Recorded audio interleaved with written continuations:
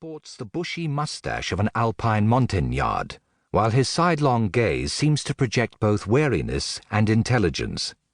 His diary, written in German, is plain-spoken, with occasional flights of reverie or passion. On November 17, 1912, despite the disheartening start of the journey across the plateau, Mertz recorded his dawning joy at the prospect of discovery in a brief passage akin to Ninnis's outpouring from the previous January. From now our route goes farther on, into unexplored land, which no human eyes have yet seen. Over the winter, Douglas Mawson had proven himself to be a firm leader who detested idleness and demanded the maximum of effort from his men.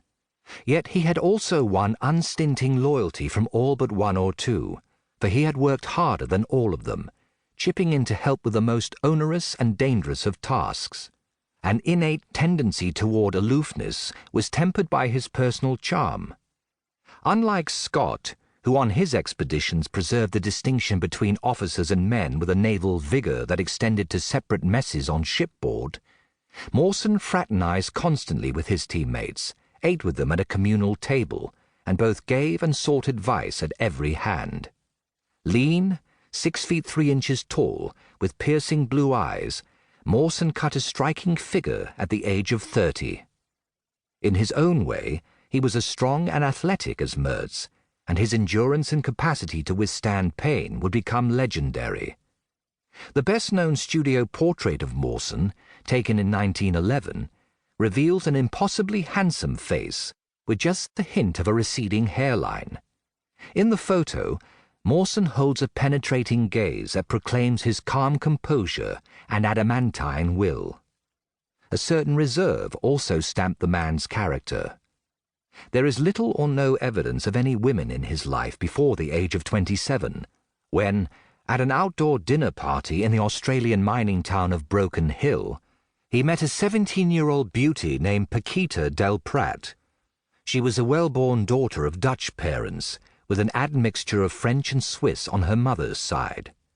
It was love at first sight on both sides, although a year would pass before they met again. In December 1910, they became engaged, but their marriage would be postponed until after the completion of the AAE. Throughout the expedition, Mawson wrote letters to Paquita, even though he knew it would be months before she would be able to read them.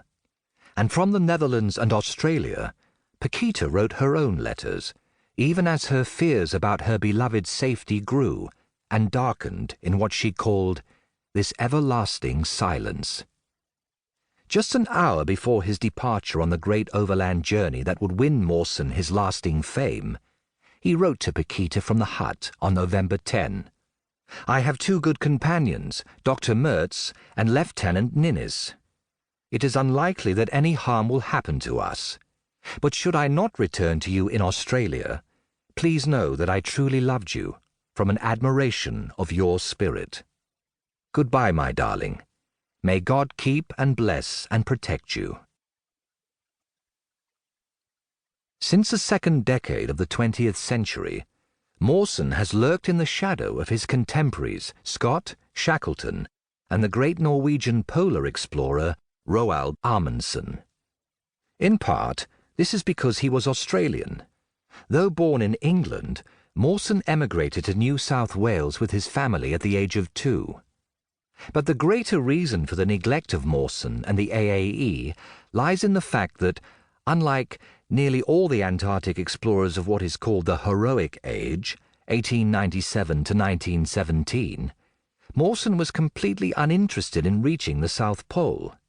What mattered to the man instead, and what drove the vast ambitions of the AAE, was the urge to explore land that had never before been seen by human eyes, and to bring back from the southern continent the best science that men in the field might be capable of. The AAE, then, had set its focus on the stretch of Antarctica that lay directly south of Australia, a 2,000-mile-long swath of ice and land that was still terra incognita. After wintering over at Cape Denison, Mawson had divided his team into 3-man sledging parties, each sent out to explore in different directions. His own far eastern part